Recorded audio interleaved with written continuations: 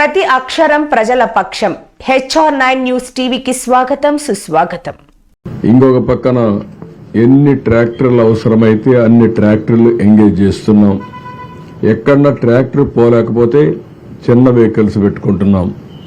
అది కూడా అవసరమైతే ఈ యొక్క పవర్ బోట్స్ ఏవైతే ఉన్నాయో అవి కూడా ఉపయోగిస్తాం. ఒక 2 మాత్రం హెలికాప్టర్స్ కూడా ఉపయోగిస్తున్నాం.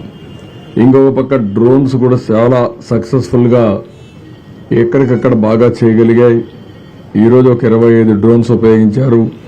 రేపు ఇంకొక 30-40 దాకా అదనంగా వస్తున్నాయి. ఒక 60-70 డ్రోన్స్ కూడా ఉపయోగించి ఎక్కడెక్కడ వీలైతే అక్కడ వాళ్ళకి అందించడం కోసం నీళ్లుండేది ఇక్కడ దీనికి కూడా శ్రీకారం చుడుతున్నాం. ఓవరాల్గా ఈరోజు చాలా అబ్జర్వేషన్స్ అన్ని మేము డిస్కస్ చేశాం. రేపు మెడికల్ క్యాంప్స్ కూడా ప్రారంభమవుతున్నాయి. ఎక్కడికక్కడ మెడికల్ క్యాంప్స్ అని పెట్టడం, అదే మరిగా నీళ్లు కూడా ఈరోజు నాకు చాలా దగ్గర నీళ్లు కంప్లైంట్స్ వచ్చాయి. దానిపైన ఇంకా ఎక్కువ బాటిల్స్ ఎన్ని వీలైతే అన్ని బాటిల్స్ ఇవ్వాలని చెప్పి అనుకున్నాం. ఆ వాటర్ కూడా సప్లై చేస్తాం. రెండోది రేపు ఒక 180 ట్యాంకర్స్ తీసుకొచ్చి ఎక్కడికక్కడ నీళ్లు ఇచ్చే కార్యక్రమం తీసుకుంటాం. రేపు సాయంత్రానికి అన్ని కూడా వాటర్ స్కీమ్స్ అన్ని కూడా రెడీ అవుతాయి. మెట్రో వాటర్ వర్క్స్ అంతా కూడా రెడీ అవుతాయి. కానీ ఆ నీళ్లు ఇమీడియట్ గా తాగడానికి పనికిరావు. 2-3 రోజులు పడుతుంది, కొన్ని రోజులు పడుతుంది. ఆ వాటర్ అంతా కూడా గైడ్ లైన్స్ ఇచ్చి స్నానానికి కానీ అటు వాడుకుంటూ తర్వాత ఏ విధంగా ఎప్పుడు వాడచ్చో దానికి కూడా గైడెన్స్ ఇస్తాం. అదే మరి పవర్ స్టేషన్స్ అన్ని కూడా ఎన్ని వీలైతే అని చేస్తూ రేపు కానీ ఎల్లుండికి కానీ చివరి వరకు కరెంట్ ఇచ్చేదానికి కూడా శ్రీకారం చుడుతున్నాం. ఎక్కడైతే నీళ్లు పవర్ స్టేషన్లో, సబ్ స్టేషన్లో కానీ ట్రాన్స్ఫార్మర్ దగ్గర ఉంటే షార్ట్ సర్క్యూట్ కానీ షాక్ కొట్టే పరిస్థితి వస్తుంది. అలాంటివన్నీ కూడా ప్రికాషన్ తీసుకుని ఇమ్మీడియట్ గా రెస్టోర్ చేయడానికి అన్ని ప్రయత్నాలు చేస్తున్నాం. దానికి కూడా స్పష్టమైన ఆదేశాలు ఇచ్చాం. ఇంకొక పక్కన ఫైర్ ఇంజన్స్ అన్ని కూడా తెప్పిస్తున్నాం. ఫైర్ డిపార్ట్మెంట్కి అప్పచెప్పాం. ప్రతి ఒక్క ఇంటిని బురదలో కూరుకుపోయిన ఇళ్ళన్నీ క్లీన్ చేసే బాధ్యత వాళ్ళకి అప్పచెప్పాం. ఎక్కడికక్కడ ఫైర్ ఇంజిన్ తీసుకొచ్చి ప్రతి ఒక్క ఇంటి ముందర పెట్టి ఆ ఇల్లంతా క్లీన్ చేసే బాధ్యత ఆ ఇంట్లో ఉండే వాళ్ళందరితో కూర్చొని వాళ్ళ సూపర్విజన్లో అవన్నీ క్లీన్ చేసే బాధ్యత తీసుకున్నాం. రేపటి నుంచి ఎక్కడైతే క్లియర్ అయిపోయిందో అక్కడంతా కూడా ఎక్కడన్నా చెత్త అవన్నీ ఉంటే అవన్నీ క్లియర్ చేసి డ్రోన్స్ని సమర్థవంతంగా ఉపయోగించుకొని ఎక్కడన్నా డ్రైన్స్లో కానీ బ్లాక్ ఉంటే అవన్నీ తీసేసి వాటర్ అంతా డ్రైన్ అవుట్ చేయడం, డ్రైన్స్ అంతా క్లీన్ చేసేయడం. అదే సమయంలో బ్లీచింగ్ కానీ లేకుంటే ఏమి చేస్తే ఎఫెక్టివ్గా ఉంటుందో డ్రోన్స్ ఉపయోగించి ఏమైనా లిక్విడ్ స్ప్రే చేయగలుగుతామా, టోటల్ శానిటేషన్కి ఆ ఎక్సర్సైజ్ కూడా స్టార్ట్ చేస్తున్నాం. అదే మరి ఎక్కడెక్కడ రోడ్స్ అన్ని కూడా ఒకసారి డ్రోన్ ద్వారా పిక్చర్స్ తెప్పించి ఎవరన్నా భోంచేసి రోడ్డు మీద పారేసినా అవన్నీ క్లీన్ చేయడానికి అనేక చర్యలు చేపట్టాం. దాన్ని కూడా సాయంత్రానికి మళ్ళా అనలైజ్ చేసుకుని ఎక్కడ కూడా రోడ్డు మీద తిని పారేసిన ఇది కానీ కాగితాలు కానీ ఏమీ లేకుండా చాలా క్లీన్గా పెట్టడం కోసం ఆలోచిస్తున్నాం. అదే మరి ఎక్కడన్నా డెడ్ బాడీస్ మిస్ అయి ఉంటే ఆ డెడ్ బాడీస్ తీసుకొచ్చి పోస్ట్ మార్టం చేసి ఆ కుటుంబ సభ్యులకు అప్పచెప్పే బాధ్యత. అదే మరి ఎక్కడైనా సరే ఈ పశువులు ఏవైనా కళేబరాలు ఉంటే అవన్నీ కూడా డిస్పోజ్ చేయడానికి వెటనరీ డిపార్ట్మెంట్ కూడా బాధ్యతలు అప్పచెప్పాం. ఇవన్నీ కానీ ఉంటే ఎక్కడికక్కడ అనారోగ్య సమస్యలు వస్తాయి. అదే మరి ఎపిడమిక్ స్ప్రెడ్ అయ్యే పరిస్థితి వస్తుంది. ఇవన్నీ కూడా చేయమని చెప్పి చాలా స్పష్టంగా ఆదేశాలు ఇచ్చాం. ఈరోజు నేను ఒక 25 కిలోమీటర్ల దగ్గర తిరిగాను. తిరిగిన తర్వాత చాలా వరకు మీరు చూస్తే ఒక హ్యూమన్ స్టోరీస్ కూడా ఓసారి ఒక కష్టం ఏ విధంగా తెస్తుందని ఆలోచించినప్పుడు నేను ఒక ప్రాంతానికి వెళ్తే, అంబాపురం వెళ్తే అక్కడ నన్ను వచ్చి అడిగింది ఫుడ్ పాకెట్స్ పంపించారు. నిన్నటి నుంచి మా పిల్లలకు మంచినీళ్లు ఇవ్వలేకపోతున్నాం కాబట్టి ఆ మంచినీళ్లు పంపించమనే పరిస్థితికి వచ్చారు. అవి చూసినప్పుడు చాలా బాధేస్తుంది. అంటే పిల్లలకు మంచినీళ్లు ఇవ్వలేకపోయే పరిస్థితి వచ్చినప్పుడు పేరెంట్స్ ఎంత బాధపడుతున్నారో దీన్ని బట్టి అర్థమవుతుంది. ఆ విషయం మా వాళ్ళతో షేర్ చేశాను. ఈ రోజు కొంతవరకు మీరు అక్కడక్కడ లాస్ట్ మైల్లో పోలేకపోయినా రేపు ఎల్లుండి లోపల లాస్ట్ మైల్లో కూడా ఇవ్వాలని చెప్పి చాలా స్పష్టంగా ఆదేశాలు ఇచ్చాం. రెండోది సబ్ లైన్స్, ఇంకొక పక్కన స్కాటర్డ్ హౌసెస్, ఇంకో పక్కన మల్టీ స్టోర్డ్ బిల్డింగ్స్. ఇక్కడ ఫుడ్ పాకెట్స్ రాలేదని కంప్లైంట్ ఇచ్చారు. ఆ కంప్లైంట్స్ అని కూడా మా వాళ్ళకి చెప్పాను. అక్కడ కూడా ఎట్టి పరిస్థితిలో మీరు నేను చెప్పిన ఈ స్టాఫ్ను పెట్టుకొని అవసరమైతే కొన్ని సచివాలయాల్లో మనకు మనుషులు లేకపోతే రెగ్యులర్ పేమెంట్ ఇచ్చి ఎంగేజ్ చేసుకోండి, వాళ్ళ డబ్బులు పే చేస్తాం. కానీ ఎక్కడ కూడా ఒక్క వ్యక్తి కూడా మిస్ కాకుండా భోజనం మార్నింగ్ బ్రేక్ఫాస్ట్ నుంచి భోజనం కానీ ఇవన్నీ అందే బాధ్యత తీసుకోమని చెప్పి చాలా స్పష్టంగా చెప్పాను. ఇంకొక పక్క అక్కడక్కడ ఫుడ్ పాకెట్స్ కానీ బిస్కెట్స్ కానీ ఇసిరిసిరేస్తున్నారు. అవి వాటర్లో పడుతున్నాయి. ఆ వాటర్లో పడినట్టు తీసుకుని మళ్ళా తినే పరిస్థితికి వస్తున్నారు. అది పద్ధతే కరెక్ట్ కాదు. గౌరవప్రదంగా చేతికి అందజేసే బాధ్యత తీసుకోవాల్సిన అవసరం ఉంది. అందరికీ ఒకటే చెప్తున్నా, ఎక్కడ మీరు ఫుడ్ తీసుకుపోతే ఏదైనా సరే పళ్ళు కానీ బిస్కెట్స్ కానీ ఫుడ్ కానీ పాలు కానీ నీళ్లు కానీ చేతికి ఇచ్చే పద్ధతి నేర్చుకోండి. ఇది కంపల్సరీగా చేయాల్సిన అవసరం ఉంది. నిన్న ఈరోజు వాటర్లో దిగలేక కొంతమంది కూడా చేశారు, కానీ అది కూడా కరెక్ట్ కాదు. దీనివల్ల కంటామినేషన్ డిసీజెస్ వచ్చే పరిస్థితి వస్తుంది. అది కూడా చాలా స్పష్టంగా ఆదేశాలు ఇచ్చి ఇవన్నీ చేయొద్దని కూడా చాలా వరకు చెప్పాం. ఇంకో పక్క ఈరోజు ట్రాక్టర్స్ వచ్చాయి కాబట్టి చాలా వరకు విజిబిలిటీ వచ్చింది. చాలా వరకు ట్రాన్స్పోర్టేషన్ కూడా ఉపయోగపడ్డాయి. రేపు ఎన్ని ట్రాక్టర్లు కావాలనో ఎన్ని స్మాలర్ వెహికల్స్ కావాలనో అవన్నీ పెడుతున్నాం. ప్రతి ఒక్క వెహికల్ నేరుగా సచివాలయానికి వెళ్తుంది పోలీస్ ఎస్కార్ట్తో. మీరు ఇప్పుడు ప్రెషర్ కూడా తగ్గింది. నిన్న మొన్న ఎక్కడికక్కడ వెహికల్స్ హైజాక్ చేసే పరిస్థితికి వచ్చారు, కానీ ఈరోజు అలాంటి సమస్యలు లేవు. రేపు ఇంకా కూడా స్ట్రీమ్ లైన్ అవుతుంది. ప్రజలందరికీ అప్పీల్ చేస్తున్నా, ఎక్కడ కూడా మీరు హైజాక్ చేయడం కరెక్ట్ కాదు, అలాంటి చేయొద్దండి. ప్రతి ఒక్కరూ మీ ప్రాంతంలో మీరు ఉండండి. మీ ప్రాంతానికి వచ్చి మీ ఇంటికి వచ్చి ఫుడ్ డిస్ట్రిబ్యూట్ చేసే పరిస్థితికి వస్తాం. ఈ విషయం గుర్తుపెట్టుకోవాల్సిందిగా ప్రతి ఒక్కరిని కోరుతున్నాను. ఇంకొక పక్కన ఈరోజు మీరు చూస్తే ప్రతి ఒక్క వార్డులో 1000 కుటుంబాలకు ఒకరిని పెట్టుకుంటాం. వాళ్ళకు సెల్ ఫోన్ కూడా ఇస్తాం. ఎప్పటికప్పుడు వాళ్ళు ఏదైనా మెసేజ్ పంపించాలంటే ఆ మెసేజ్ కూడా పంపించడానికి పెడతాం. అదే మరి సచివాలయం కేంద్రంగా ఇవన్నీ మానిటర్ చేస్తాం. సచివాలయానికి ఒక స్పెషల్ ఆఫీసర్ ఉంటాడు.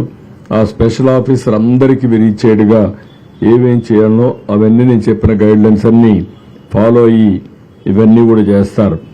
ఇంకొక పక్కన ఈరోజు నేను ముందే చెప్పాను, డూస్ అండ్ డు నాట్స్. ఈ సమయంలో చాలా వరకు వైరల్ ఫీవర్స్ వచ్చే ప్రమాదం ఉంది. అనారోగ్య సమస్యలు వచ్చే పరిస్థితి ఉంటుంది. దీనికోసమే ఏమి చేస్తే మంచిది, ఏమి చేయకూడదు, ఈ రెండు కూడా ఒక పాంప్లెట్ తయారు చేస్తున్నాం. ప్రతి ఒక్క ఇంట్లో చైతన్యం తెచ్చే విధంగా ఈ పాంప్లెట్స్ ఇచ్చి తద్వారా ప్రజా చైతన్యంతో వాళ్ళ ఆరోగ్యాన్ని కాపాడడానికి ఏమేం చేయాలనో అవన్నీ చేస్తాం. ఇది కాకుండా ఈరోజు టెక్నాలజీ ఉపయోగించి డ్రోన్ కానీ సెల్ ఫోన్ కానీ ఎన్యూమరేషన్ కూడా దీన్ని వాడమంటున్నాం. రాష్ట్రం మొత్తం ఎక్కడైతే వరి పంట దెబ్బతినిందో, పంటలు దెబ్బతిన్నాయో డ్రోన్ ద్వారా కవరేజ్ తీసుకోమంటున్నాం, అనలిటిక్స్ తీసుకోమంటున్నాం. అదే మరి ఇండ్లలో కూడా నీళ్లన్నీ వచ్చి స్కూటర్లు కానీ మోటార్ బైక్లు కానీ లేకపోతే కార్లు కానీ ఇవన్నీ ఉంటే దెబ్బతింటే అవన్నీ క్లీన్ చేసే బాధ్యత కూడా ఫైర్ సర్వీస్కి అప్పచెప్తున్నాం. ఎక్కడికక్కడ అవి కూడా క్లీన్ చేసి మళ్ళా రిపేర్ గంట పంపించే విధంగా. ఇంకో పక్కన రేపో ఎల్లుండో బ్యాంకర్స్తో ఇన్సూరెన్స్ కంపెనీస్తో కూడా ఒక మీటింగ్ పెట్టుకుంటాం.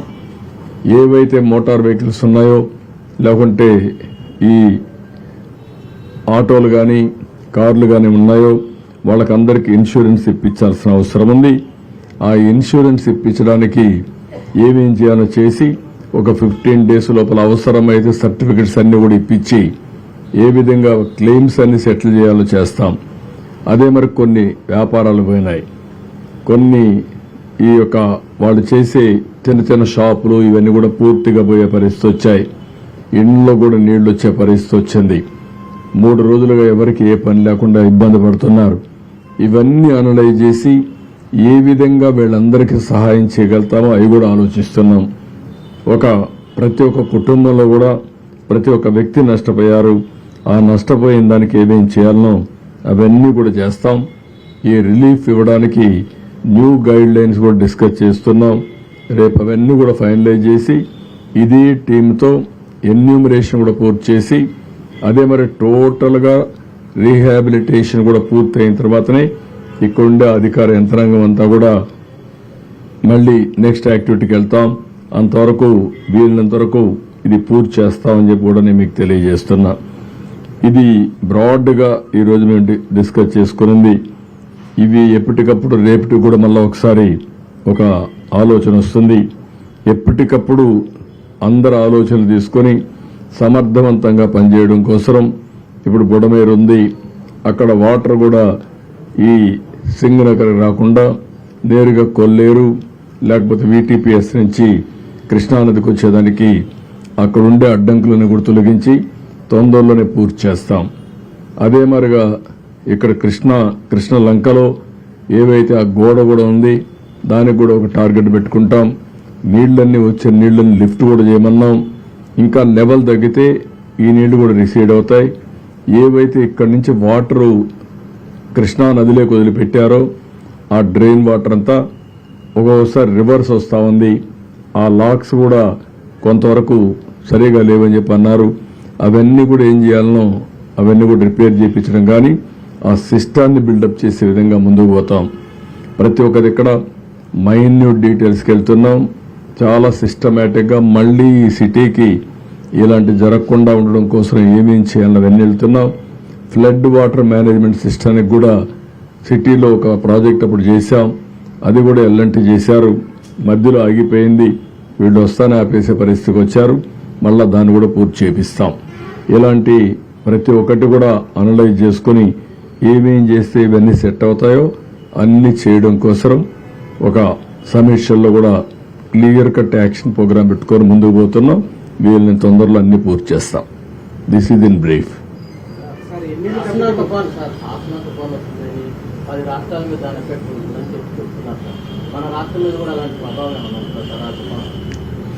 ఏ తుఫాను కూడా ఎప్పుడొస్తుందో ఇంకా ఎవరు ఫిక్స్ చేయాల.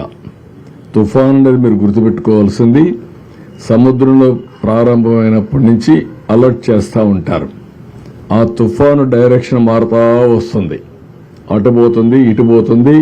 ఫైనల్గా ఒక డైరెక్షన్కి వచ్చి ల్యాండ్ మీద క్రాస్ అవుతుంది. ఇప్పటికీ ఇంకా ఫార్మేషన్లో ఉంది. రేపు ఎల్లుండి మనకు ఒక ఐడియా వస్తుంది. ప్రస్తుతానికైతే మనకు రాదని అంటున్నారు కానీ ఆ డైరెక్షన్ ఏ విధంగా చేంజ్ అవుతుందో వీ కెనాట్ ప్రిడిక్ట్. అది వచ్చినప్పుడు ఎప్పటికప్పుడు మీకు అలర్ట్ ఇస్తాం. అన్నింటికంటే ఈరోజు కృష్ణా రివర్లో కూడా వాటర్ బాగా తగ్గింది. 6.67కు వచ్చేసింది. ఇంకా రేపు ఎల్లుండికి ఇది <5 కూడా వస్తుంది. ఇంకా తగ్గే అవకాశం ఉంది. నిన్న ఈ సమయానికి చూస్తే ఇంకా ముందు చూస్తే 11.43 లక్షల క్యూసిక్స్ ఆఫ్ వాటర్ వచ్చేది. ఈరోజు దగ్గర 6.5 పడిపోయింది. సగానికి పడిపోయింది. రేపటికి ఇంకా తగ్గే అవకాశం వస్తుంది. అది వస్తాను ఏం చేయాలో మనం అనలైజ్ చేస్తాం. మీరు చెప్పిన సమస్యకి ఇప్పుడు చాలా రిలీఫ్ వచ్చింది. ఇంకంత ప్రమాదం వస్తుంది అనుకోవడం లేదు. No, we will give report. Tomorrow we are discussing with our people. We will prepare a report. We will send it to central government for assistance.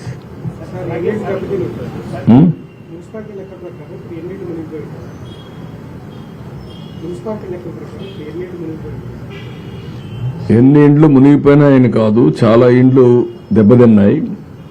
Submergence వచ్చింది. మళ్ళా నీళ్లు వెళ్ళిపోయినప్పుడు వచ్చేస్తూ ఉంటుంది. ఇండ్లలో చాలా వరకు ఇబ్బంది కలిగింది. ఇంట్లో ఉండే వస్తువులన్నీ దెబ్బతిన్నాయి. వెహికల్స్ దెబ్బతిన్నాయి. అవన్నీ అనలైజ్ చేస్తున్నాం. ఎన్యూమరేషన్లో అన్నీ వస్తాయి మనకు. ఏది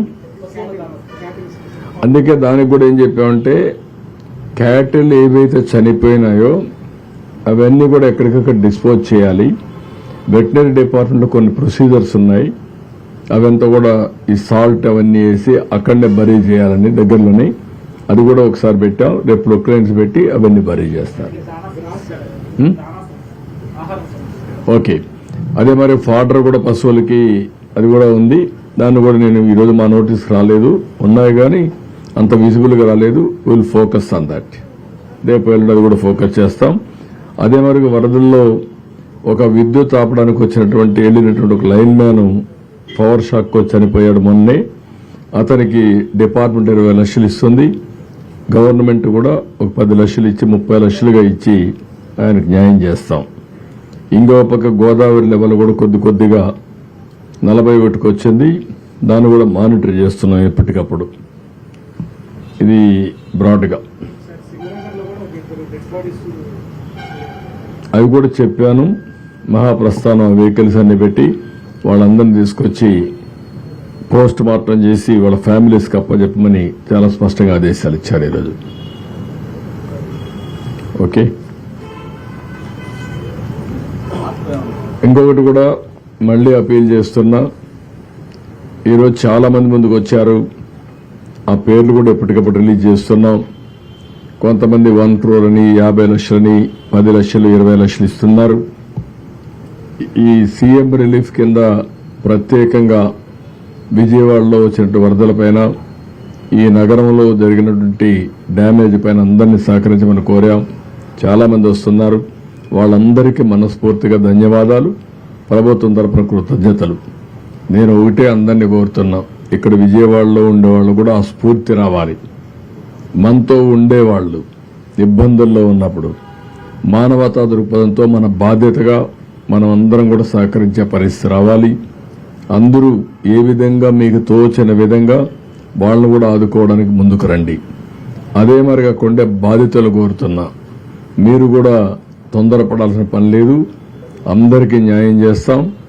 ఇప్పటికే మీరు చూశారు, 3వ రోజు చరిత్రలో ఇంత పెద్ద విపత్తు ఎప్పుడు రాలేదు. కానీ ఆ విపత్తును ఆదుకోవడం కూడా ఎంత సమర్థవంతంగా చేశామో మీరు చూశారు. ఈరోజు ఒక ముఖ్యమంత్రిగా మీరు చూస్తే ఒక 4.5 గంటలు ప్రొక్లైన్లో వెళ్ళానంటే నాకు వాస్తవ పరిస్థితులు ఎక్కడైతే జరుగుతున్నాయో అక్కడికి పోవాలంటే వేరే మార్గం లేదు. నేను హెలికాప్టర్లు వెళ్ళొచ్చు, కానీ హెలికాప్టర్లు వెళితే పైన చూసేదానికి అవకాశం ఉంటుంది. డెప్త్కి పోలేం. డెప్త్కి పోవాలంటే ప్రజలతో ఇంటరాక్ట్ అయితే తప్ప సాధ్యం కాదు. అందుకని రోడ్డు మీద వచ్చి నేను చూశాను. రిమోట్ ఏరియాస్కి ఎవ్వరూ పోలేని ప్లేసెస్ కూడా వెళ్ళాను ఈరోజు. అవన్నీ కూడా స్టడీ చేశాను. ఆ విషయాలని మా వాళ్ళతో షేర్ చేసుకున్నాను. మా వాళ్ళు కూడా చాలా వరకు ఆల్ అడ్మినిస్ట్రేషన్ మొత్తం గ్యారప్ అయ్యారు. రేపు ఎల్లుండో మీకు చాలా వరకు నార్మల్స్ తేవడానికి సర్వ విధాల ప్రయత్నం చేస్తున్నాం, తీసుకొస్తాం. Thank you. అవి కూడా పెట్టాం. డిజిటల్ పేమెంట్ పెట్టాం, QR కోడ్ ఇచ్చాం. అవన్నీ కూడా వర్కౌట్ చేసి ఎప్పటికప్పుడు మీడియాకి ఇస్తున్నాం, పేపర్లో ఇస్తున్నాం, ఎలక్ట్రానిక్ మీడియాకి ఇస్తాం. అదే మరి సోషల్ మీడియా ప్లాట్ఫామ్స్ కూడా పెడుతున్నాం. ఇప్పుడే మీ అందరికీ ఇది సోషల్ మీడియాలో కూడా పెట్టి అందరికి కూడా ఇది మీకు కూడా షేర్ చేస్తాం, మీడియా కూడా షేర్ చేస్తున్నాం. ఇప్పుడే పవన్ కళ్యాణ్ గారు కూడా అనౌన్స్ చేశారు. వారికి కూడా మనస్ఫూర్తిగా పార్టీ తరఫున ధన్యవాదాలు, కృతజ్ఞతలు. ఇచ్చారా? అది రియల్గా నాకు తెలియదు. చేశారా?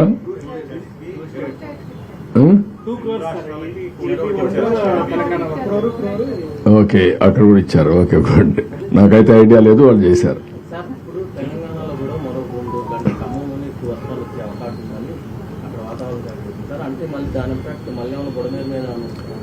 అందుకే బుడమేరుని సెట్ చేస్తున్నాం. ఇంకా ఆ పరిస్థితి రాకూడదు. ఏమేమి ప్రికాషన్ తీసుకోవాలో అన్ని ప్రికాషన్స్ ఆన్ వార్ ఫుటింగ్ తీసుకుంటున్నా. గేట్లు మూసేస్తేనే సమస్య పరిష్కారం అవుతుందని కాదు. ఆ సైడు ఈ సైడు దాని మీద ఆ బ్రీచ్ ఉంది. ముందు ఆ బ్రీచ్ క్లోజ్ కావాలి. అది వైఎస్ఆర్ కాంగ్రెస్ పార్టీలో ఆ బ్రీచ్ పడింది. ఇప్పుడు కూడా బుకాయిస్తున్నారు. బుకాయింపులొద్దు. నేను వచ్చి 80 రోజులైంది. 80 రోజుల్లో మా వాళ్ళు దాన్ని డయాగ్నోస్ చేయలేకపోయారు. రెండోది, అన్ఎక్స్పెక్టెడ్గా హెవీ రెయిన్స్ వచ్చాయి. మీ మానవ ఫెయిల్యూర్. రెండో పక్కన ఇది ఇప్పుడు మాట్లాడుతున్నారు ఏదో మా మీద నెడుతుందని. ఎవరి మీద నెట్టక్కర్లా. మీరు చేసినటువంటి నిర్వాహకం ఈరోజు రాష్ట్రాన్ని వెంటాడుతూ ఉంది. ప్రజలకు అన్ని ఇబ్బందులు వచ్చాయి. ఇది ఒకటే కాదు, అడుగడుగున అడ్మినిస్ట్రేషన్ మొత్తం ఫెయిల్ అయింది. ఒక మాట చెప్పాలంటే ఒక వెంటిలేటర్ పైన పెట్టే పరిస్థితికి వచ్చారు ఈ రాష్ట్రాన్ని. అందుకని ఒక పక్క ఆర్థిక ఇబ్బందులు, ఒక పక్క అడ్మినిస్ట్రేషన్ డిఫంక్ట్ కావడం, డిపార్ట్మెంట్స్ అన్ని పనిచేయకుండా పోవడం, ఇంకొక పక్క తప్పుడు పనులు చేయడం, ఇంకొక పక్కన మీరు చూస్తే ఎక్కడికక్కడ బురజల్లే కార్యక్రమం చేయడం, ఇలాంటివన్నీ చేసే పరిస్థితికి వస్తున్నారు. ఇవన్నీ ఎక్కడ క్షమించే పరిస్థితి ఉండదు. ప్రజల్లో కూడా చైతన్యం తీసుకొస్తాం. ఒకటే గుర్తుపెట్టుకోండి, రాజకీయ పార్టీకి ఉండవలసిన లక్షణాలు ఒక్క లక్షణం కూడా ఈ పార్టీకి లేదు. నేను చాలా పార్టీలు చూశాను 45 సంవత్సరాల్లో. ఏ పార్టీ ఇలాంటి పార్టీ ఉండదు. ఒక రౌడీలను పెట్టుకొని, గూండాలను పెట్టుకొని రాజకీయ పార్టీ నడపాలి, నేరాలు ఘోరాలు చేయాలంటే కుదరదు. ఆ విషయం గుర్తుపెట్టుకోండి. నేను నిన్న ఈరోజు ఎప్పుడు చూస్తున్నాను, ఇంకా బుకాయిస్తున్నారు. బుకాయింపులు మానండి, వాస్తవాలకు రండి. Thank you.